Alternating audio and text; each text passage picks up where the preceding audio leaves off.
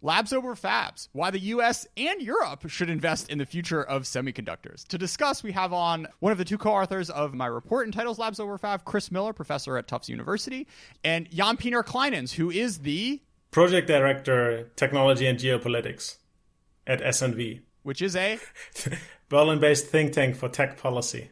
Awesome.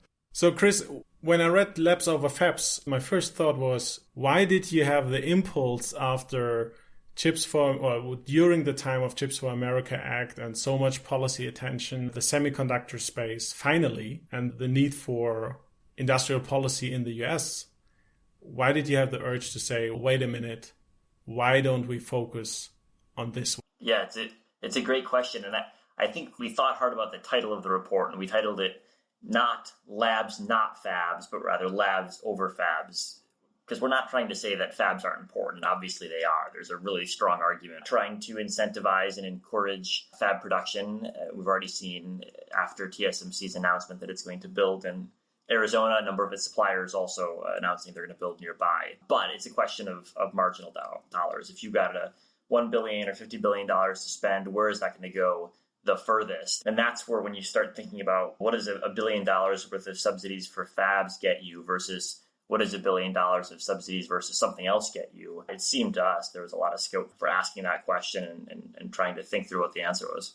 Yeah. So just to set the scene, basically the CHIPS Act, which is now in the broader competition package, we're recording this on May 26th. Most of the money seems to be going towards subsidies for fab construction in the U.S. The impetus being, I guess, U.S.-China competition, folks being scared of the chip shortage, and large fabs being excited about the billions and billions of dollars potentially coming their way. So all this kind of combined to have most of the money, though not all of the money in the current legislation, going towards subsidies for fab construction, as opposed to the other ideas that both of us will be talking about over the next 45 minutes or so. Maybe as a follow-up to this regarding what your urge was, why do you think there is so much focus on the fabrication side? Because if we look at the value chain, the US is completely dominating the chip design area. The chip design is the part with the highest value add across the entire value chain. It's actually the production step where you define technology, right? TSMC in Taiwan is producing chips for Apple that Apple designed. So Apple defined the technology and shaped it. So in my opinion, this is the much more interesting process step and the much more aspiring production step to have in your own industry. So why do you think, at least from the US policy perspective, why are the policy makers so focused on subsidizing, like Jordan, you mentioned before, and building fabs instead of subsidizing and investing in a stronger chip design ecosystem? I think there are a couple of potential answers to this, probably a bit of truth in all of them. There's a cynical political explanation, which is that there's a couple of pretty influential senators and representatives, including the Senate Majority Leader, Chuck Schumer, who have got pretty big facilities in their states or districts, and I think pretty understandably imagine that political calculations are shaping their views. That's part of the story. It's not the whole story. I think another big part of the story is if you look across the supply chain, you're right to say that on the design side, America has a really substantial role. In the equipment space, there's a substantial role played by American firms. But in fabrication, the U.S. and the rest of the world is very reliant. One company on one small island off of China's coast. And so there's the risk of earthquakes, there's the risk of droughts, there's the risk of geopolitics all getting in the way. And I think that's been a big factor in the push towards more support for fabrication onshore, or at least in different places other than Taiwan. And the question, of course, is, well, if we were to spend $50 billion on that, how much additional fabrication would it actually get us? And I think what's really interesting is if you look at the semiconductor industry, the SAA's report with BCG on this topic, they actually say you don't get that much more fabrication with $50 billion of incentives. You change the balance a couple of percent. Let's throw this one back at you, JP. Why are the Europeans so focused on building fabs when their leadings are even further behind where Intel is relative to the Samsungs and TSMCs of the world? Yeah, absolutely. To put it into perspective, the most advanced fab in Europe is actually Intel's in Ireland. And then the next available foundry, so contract chip making, is Global Foundries, another US company, US origin, not necessarily US owned company, in Dresden with 22 nanometers. So Europe is quite a bit behind without sounding too snarky, but I think it's a question of pride. I think a little bit of European arrogance to say we didn't invest anything for the past 20 years, but it shouldn't be too hard to catch up to 2 nanometers if we just scrape together 20 billion euros and build this damn fab. This is partly why I like the Labs over Fabs report so much, because I think you make a viable point that instead of focusing on this money grave, which is cutting edge wafer fabrication, you could do so many things with the amount of subsidies that we are talking about. Pat Gelsinger, the CEO of Intel, met with Thierry Breton, our commissioner for the single market in Europe. And apparently he told them the price tag, look, Intel is happy to build it if there are 8 billion euros of subsidy. And you can do a lot with 8 billion euros to strengthen your chip design ecosystem, which is absolutely non-existent in Europe. And chip design, I think, is over half of the value chain. The money that companies earn from making chips is mostly in the design process. So, JP, let's do a little bit of background. What is chip design, and why does Europe only comprise 2% of the accumulated R&D costs of fabless firms over the past? There we have to differentiate between the business model and the process steps. So of course we have companies such as Infineon or NXP or STMicroelectronics in Europe who do a lot of chip design, right? But as an IDM, as an integrated device manufacturer, these companies, they design their own chips, and for the most part, they also manufacture their own chips.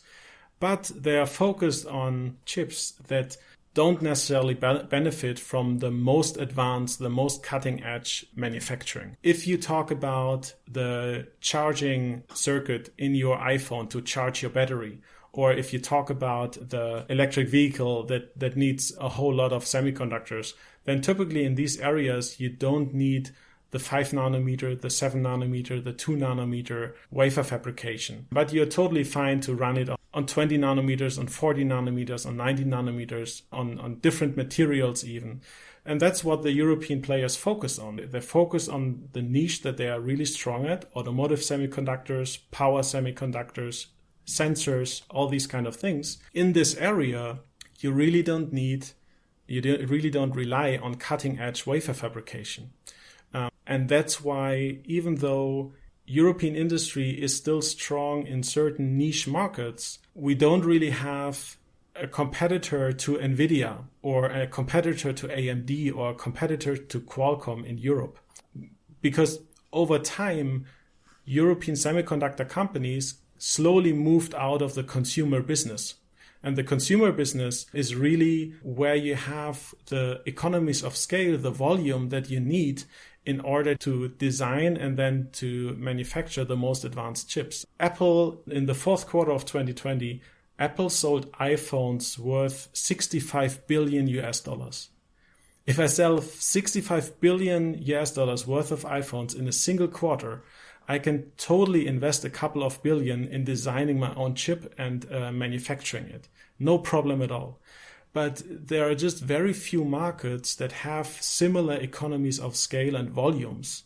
And if you're not active in these markets, basically cutting edge chip design and manufacturing is out of your league. It's really out of your reach. And even though you're supplying to Bosch and making somewhat cool automotive chips, this is not where the real cutting edge is, and it leads you down a path of consolidation and a lower equilibrium than you might have had you been pushing to do the consumer stuff throughout the 2000s. Exactly. I think consumer stuff is really the key word here, because outside of consumer electronics, you simply don't have the necessary volumes to justify the huge investments in chip design, in manufacturing that are necessary to produce something at 7 or 5 nanometers. That's in itself why I think the majority of what you wrote in Lab over Fabs would actually be completely applicable to Europe as well, because Europe, while I can see the argument in the US where you can say, look, we already have chip design. We have highly competitive market-leading chip design companies in the US. We just lack the manufacturing. So why don't we invest in manufacturing? Fair enough. But Europe doesn't even have the chip design part. It's building windmills without cornfields. It really doesn't make sense. That was a nice analogy. What do windmills do for cornfields? You mill the corn? For flour, exactly. It's antique technology, but it's still relevant. See in America, with our fancy design firms, I'm a few industrial revolutions past those sorts. That's okay. We can bring it down to European levels. But JP, I guess the other question for Europe that's interesting is one of the ways that Europe specialized is in lithography with ASML, but it's not only ASML, it's a lot of ASML's key suppliers are also based in Europe, a number of crucial German firms, for example, that are fundamentally important. So I wonder if there's a way that Europe ought to be thinking as well, is how do you bolster and solidify this position, not only ASML's position, but the broader role of Europe in the equipment industry? You would think that this is a natural question for European policymakers, but actually very little attention on the fact that we should sustain our strength in manufacturing and packaging equipment, right? Like you said, it's not just, of course, ASML is the obvious elephant in the room and the most dominant company, but we have Aixtron, we have ASM International, we have Sysmicro. There are several European equipment companies, and speaking as a German here, it fits better to Europe's industrial base, where mechanical engineering and kind of process knowledge is simply deeply embedded in our university. It makes sense that let's say a European supplier network, I think 60% of the 5,000 suppliers of ASML are European companies. So it makes sense that a highly sophisticated mechanical equipment where it's about precision in manufacturing steel and lenses and lasers and whatever, that this comes out of Europe, because historically speaking, this has been a strength of European manufacturing. And in the same sense, it's also not surprising to me that a lot of equipment companies sit in Japan, because also historically speaking, Japan has a lot of mechanical engineers and a very strong industrial base in that area. So why not play to your strength? My favorite story here is the example of Zeiss, which makes the lenses for ASML's lithography, which was founded almost 200 years ago now and had this incredible history of being split into, well, first off, like basically destroyed during the Soviet occupation of Germany, then split in two between an East German and West German version during the Cold War, with both sides in constant litigation as to who was the proper Zeiss. And nevertheless, it survived all this to still remain the best in the world. It's an incredible case study in path dependency in manufacturing. Absolutely. And I think path dependency is something that is often downplayed, I think, at least in European policymaking. And I'm wondering how it is in the US, because at least with semiconductor industrial policy, the idea is really that you can basically skip several nodes and jump ahead immediately to 2 nanometers. And just give us 5 years time, and at the end of this, at least following Europe's 10-year strategy from the European Commission, that by that time we will also have a cutting-edge wafer fabrication in Europe. And it completely ignores the fact of path dependencies. TSMC and Samsung are simply in the best position right now because of path dependencies to develop the next cutting edge. And in fact, TSMC just announced that they might have had a breakthrough research success for the 1 nanometer node. And I think that this is simply... which they got to say 2 weeks after IBM was bragging about their 2 nanometer, just to rub it in their faces. Fair enough. But you get my point. I think, especially for policy making, you should never underestimate path dependencies. One of the factors that I think causes this path dependency is workforce issues, because you've got workers that are trained over time and then train the next generation.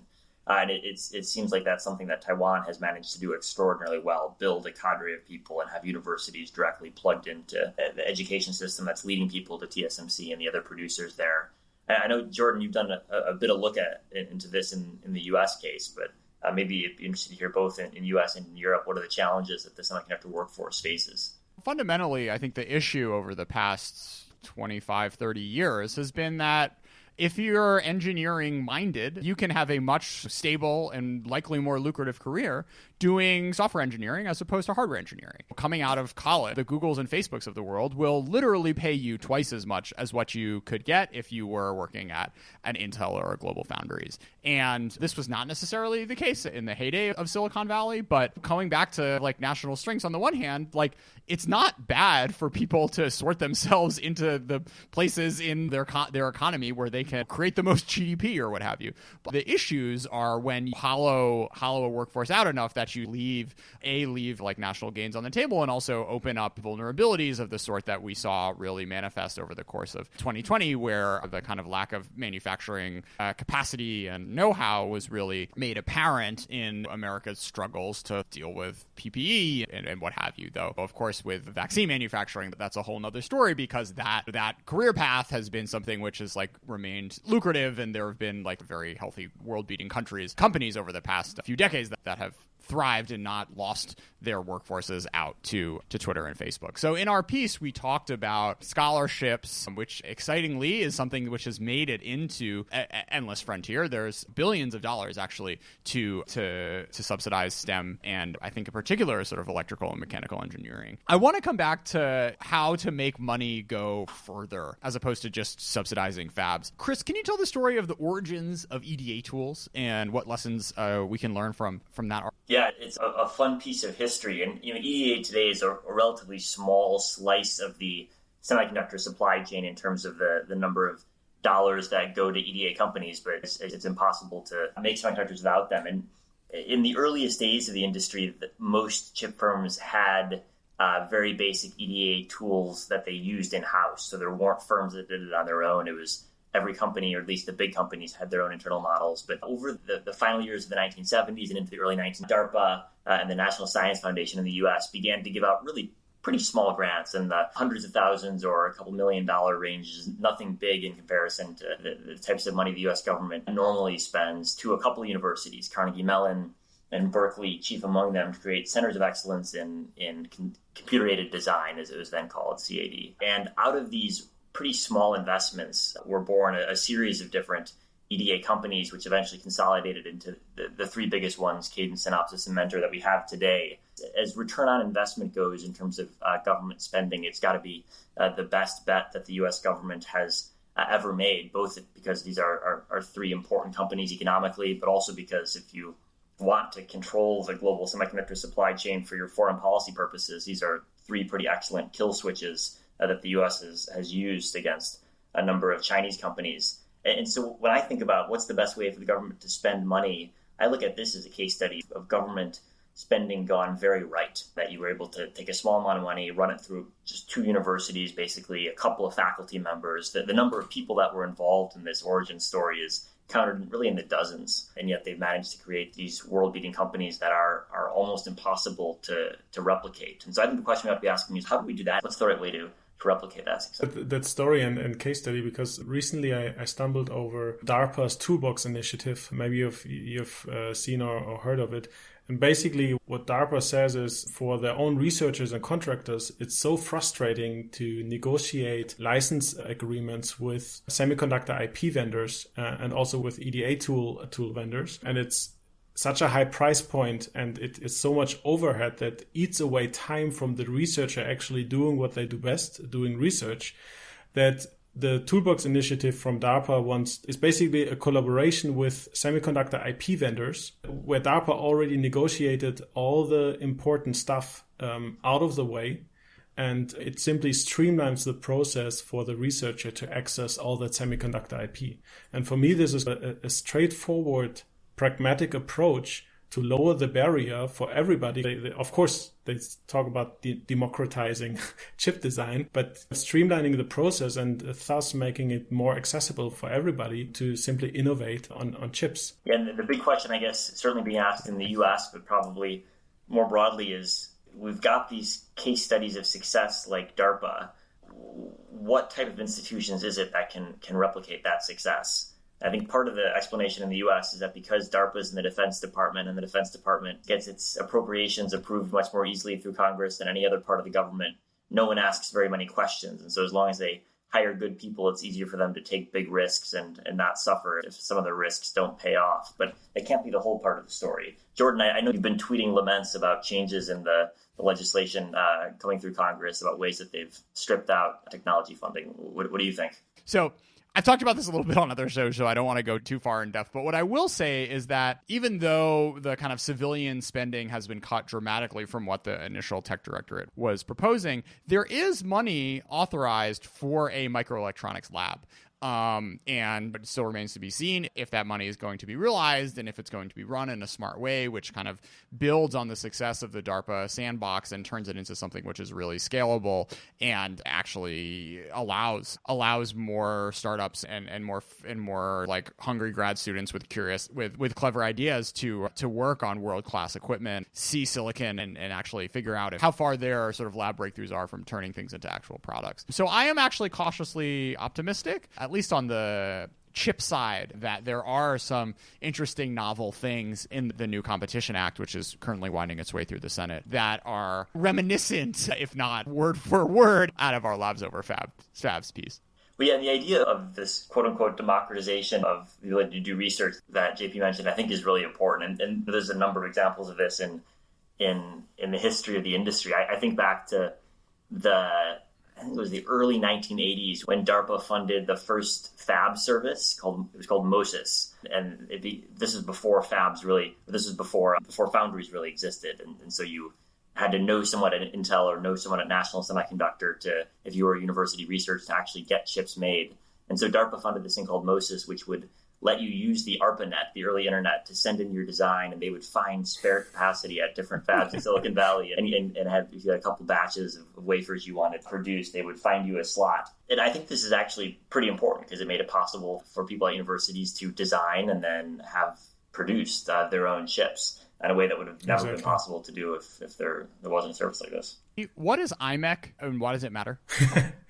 IMEC is one of the most important research and technology organizations in Europe for the semiconductor space. So what IMEC is doing is basically they're doing contract research together with their clients, and their clients are companies such as TSMC or Samsung or Intel or ASML. And they are really at the forefront of the process technology to advance the cutting edge. So if TSMC wants to develop the 1 nanometer node or the 2 nanometer node or whatever, typically what's happening is they do that in collaboration with. And interestingly, as often with European research, IMEC started out as partly publicly funded research organization. Of course, now, at least my understanding is that the majority of their research is commissioned by private companies and it's contract based. But there again, you have this element, what you mentioned before, Chris, public investments in R&D were a catalyst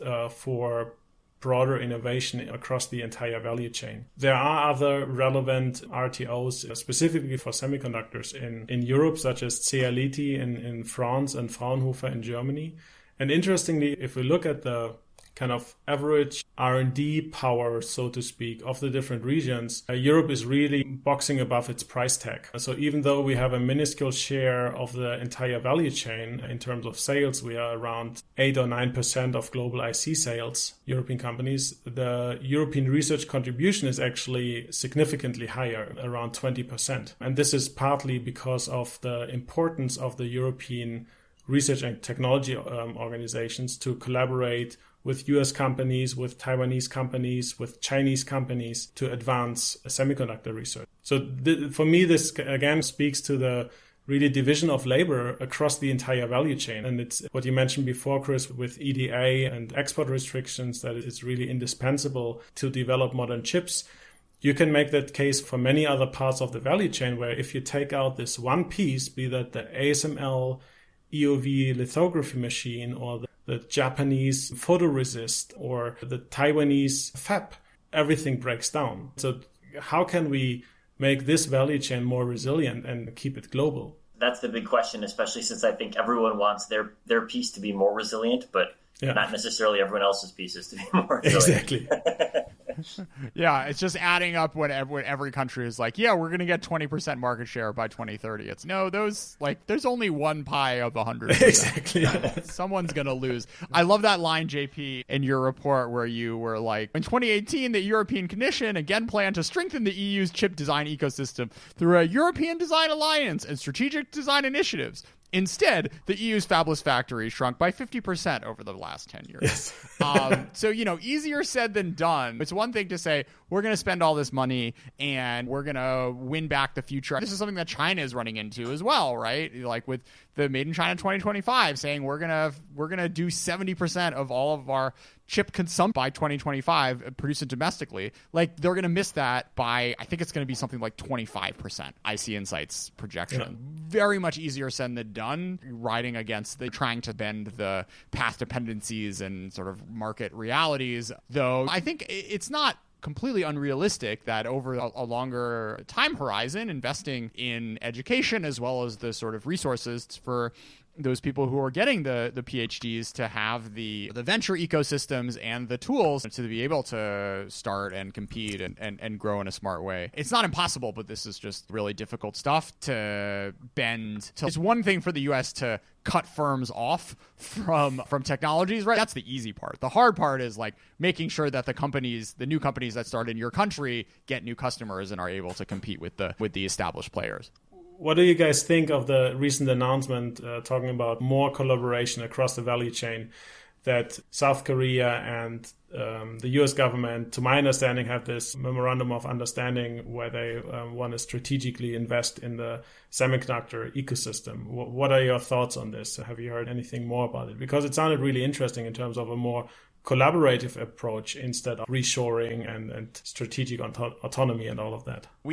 So in this announcement, the readout was that the U.S. and the Republic of Korea will facilitate mutual and complementary investments in semiconductors, including for advanced and auto-grade, encourage joint R&D. The line that I thought was most revealing was explore the creation of a U.S.-Korea supply chain task force between the White House and the Korean Office of the President. I think this just goes to show that this is really tricky, pushing firms to do things that they wouldn't be doing otherwise. These sorts of business relationships and entrusting your company or your R&D into not only another firm, but another firm halfway across the world needs to have, I think, both business logic as well as personal relationships to be able to do these sorts of things. Given that lots of Koreans who are leading these companies have spent time in the US, have worked in American firms, have been to American research institutions or what have you, those are the things that like take 20 years to build, and it's very difficult for democratic countries to force their firms to say, okay, like you guys all partner with Korea, don't partner with China anymore. And you can do that, but like this is you want to have it be natural and be an outgrowth of business logic as opposed to something where these firms say, oh, I guess the president is saying we should do this, so maybe we'll take an extra meeting or whatever. And that sort of thing,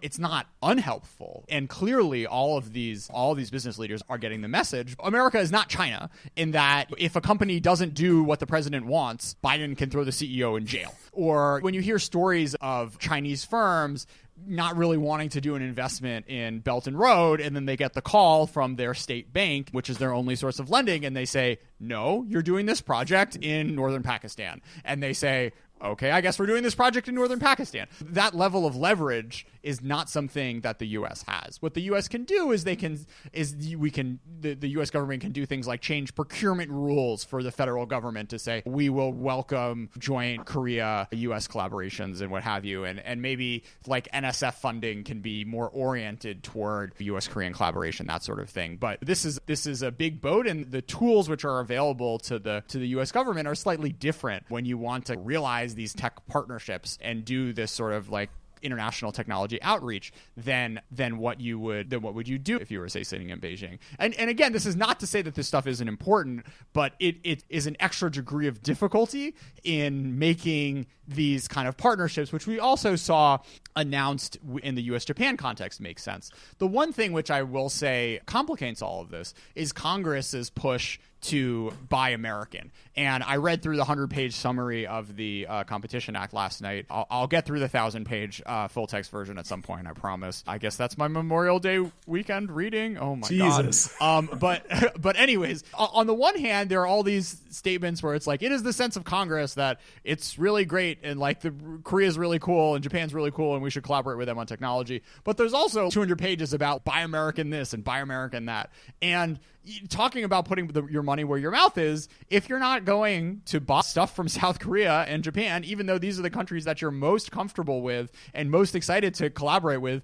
on a technological basis, then it's going to be really hard, right, to push firms which are maybe a little wary to take the next step. One last thing on this is one of the challenges, I was talking to someone who works on US-Japan tech collaboration, is that the Japanese academic system is not synced up with the West's. So it's very difficult to do a sort of year-long fellowship or study abroad because they graduate in April and basically you have to take like an extra 6 months off if you want to be in an academic calendar in Japan and then go to the US for a little while. So there are, aside from these like big top-down, like, okay, let's make sure we allocate this money to that thing, there are also smaller people-to-people things because, again, these collaborations happen because folks hang out in grad school and play basketball and cook meals and watch the Super Bowl together, or sumo wrestling or what have you. Those sorts of things are also what you need, not just heads of state saying, "Hey, this is a good idea. Like, you guys play nicer together." Well, I think we all agree that sumo wrestling is definitely crucial to the future of the semiconductor supply chain. But I agree with what you said, Jordan. But I think there's a distinction to be made between sort of U.S. Japan and U.S. Korea, and I think it has to do with the specific firms at play. So if you think of what kind of chips is South Korea producing at scale, we're talking about DRAM and NAND chips where there's direct competition with the U.S. firm Micron. And then South Korea's foundry activities Samsung's foundry activities are smaller, and a lot of it happens in Texas. So there is a bit of a zero-sum nature of U.S.-South Korea semiconductor investment, at least as it relates to the memory space. And there's a long of state subsidization coming from both sides in a way that U.S.-Japan, I think, is different. There was a lot of accusations in the 1980s, but now actually the two countries are really complementary rather than competitive in what they produce, with a couple of exceptions. But it seems like there's actually a lot more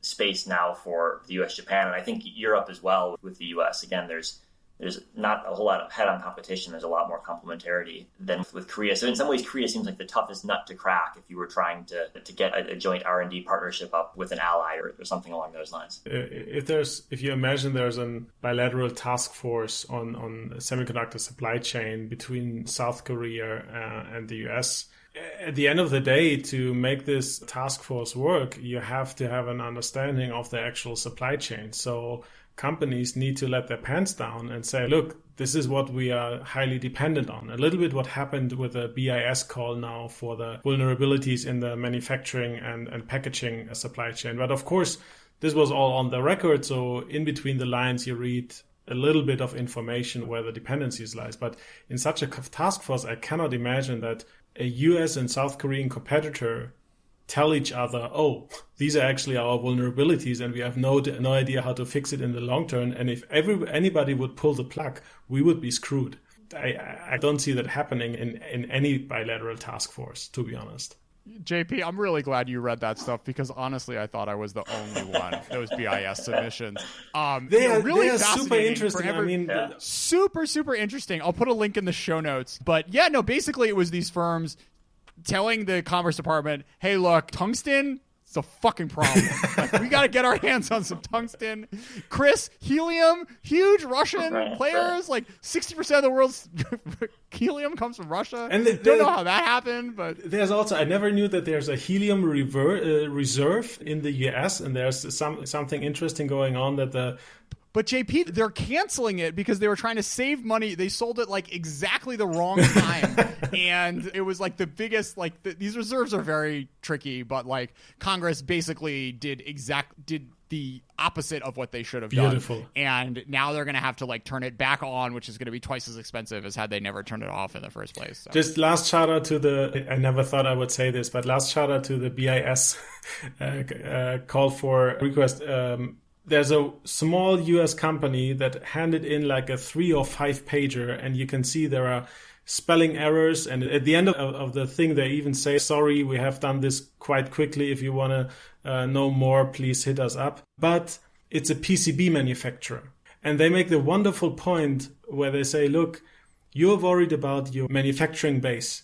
You're also worried about your advanced packaging base. What at the end of the day, all this stuff comes together at a PCB, and we don't have any capacity for that within the United States. This is all outsourced. JP, what is PCB? It's a printed circuit board. So basically, if you think of your main board in your computer, the blue or green base where all the components sit on, that's the PCB. So it's really the last step where Foxconn workers like solder everything on top.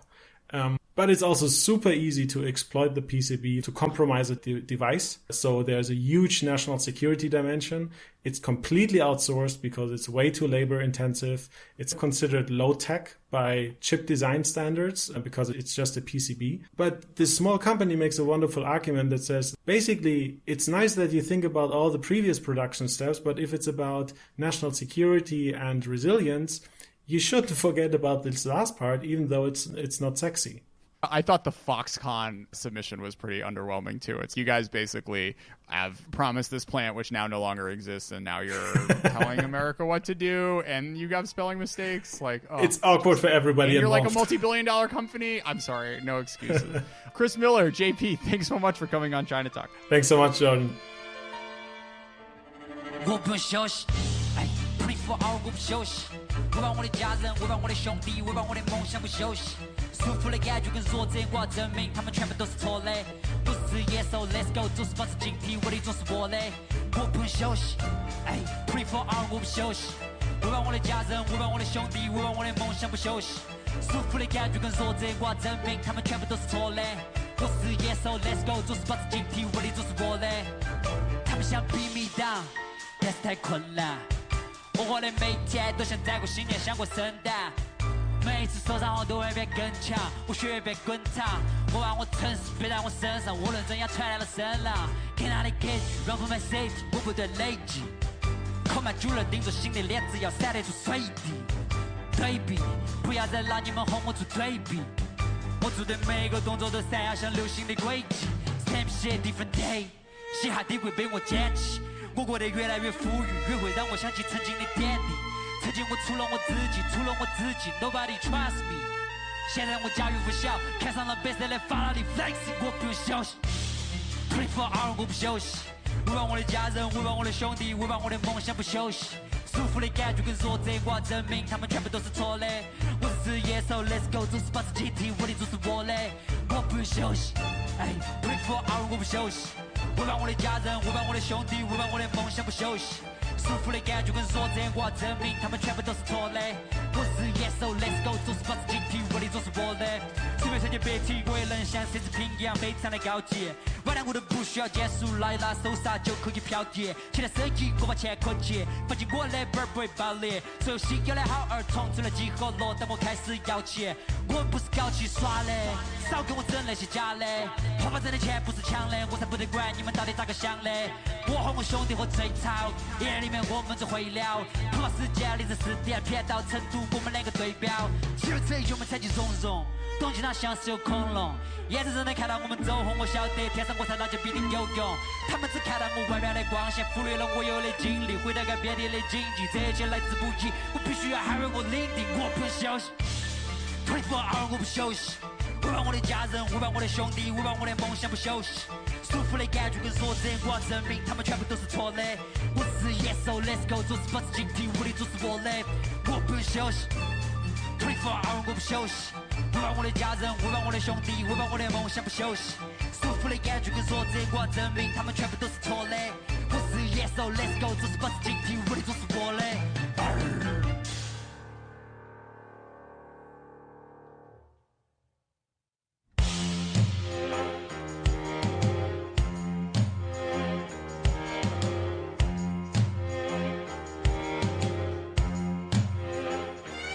我不会往下，明知山也护我，偏向虎山行。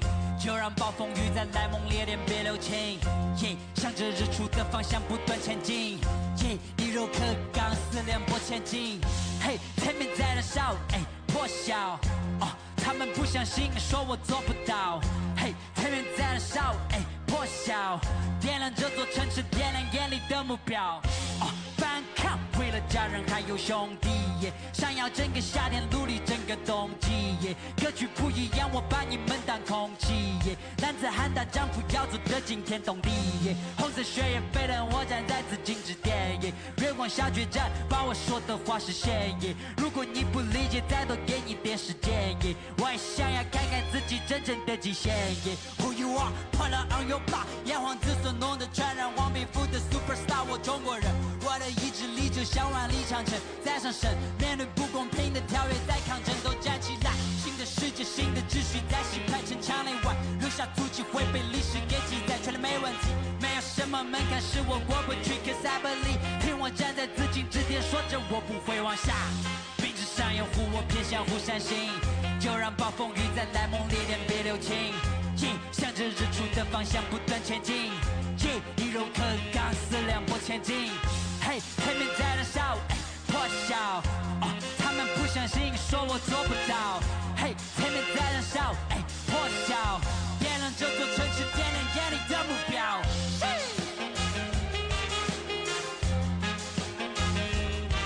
Come on。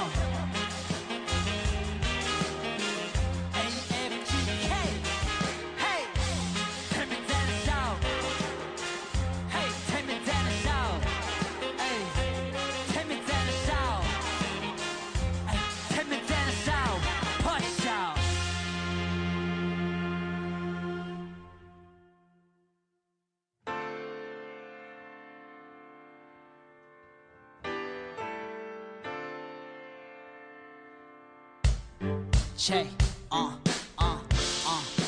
可以坐下来聊下天吗？On top of the city 的习惯吗？许过的愿望全都实现了你觉得你自己有没有变呢？受不了别人在说你的坏话你觉得你付出了足够的代价不同的女人的香水，马屁印在你的周围，回到了家里面一个人的时候，是否会害怕？你是否怀念你小时候？伴随日落约好朋友们在楼顶吹风，追女孩比做数学题还困难，像笨蛋，从不为未来担心，因为你知道你根本没有任何身份我在那个时候选中了你，闯入你的生活，带你去了新世界里。那是我第一次介绍我的名字给你 ，HIP HOP Hip Hop saved my life。Hip hop saved my life. Yeah. Hip hop saved my life. Come on. Hip hop saved my life.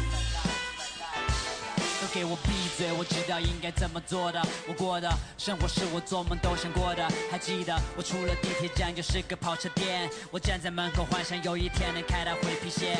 我曾经不吃午饭为了一本漫画书，我想要实现愿望找到我的七龙珠。在学校里面是个异类，没地位，在篮球校队是个替补，没有上场机会。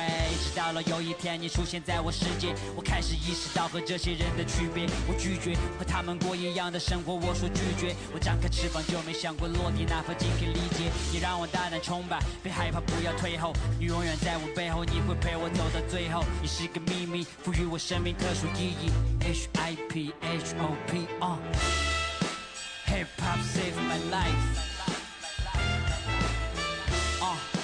Hip Hop saved my life. True that. Hip Hop saved my life. Yes, come on. Hip Hop saved my life. 万个观众等我们上场，来把手叠在一起，我们做到了。我背着一书包先进去买车，后视镜的自己像是菲比森一样的笑着。给我支笔，我甚至都不需要纸，就能够写出了完美的歌词。现在的家人的希望，朋友的梦想，像是在天空中飞翔的鸽子。和当年的我一样的幼稚，一样的斗志，明明的斗志，绝不会大家去，因为我是一个斗士。更多目光只会让我更强。我不想睡 on my way 变得更忙，这是我曾无数次梦到的灯光打在我的身上。我和他一起经历太多，他爱我，他是我身体里跳动的脉搏。这首是关于我跟他的友谊 ，HIP HOP。It goes like hey, hip hop saved my life. Yeah, come on, hip hop saved my life. Yeah, hip hop saved my life. True that, come on, hip hop saved my life.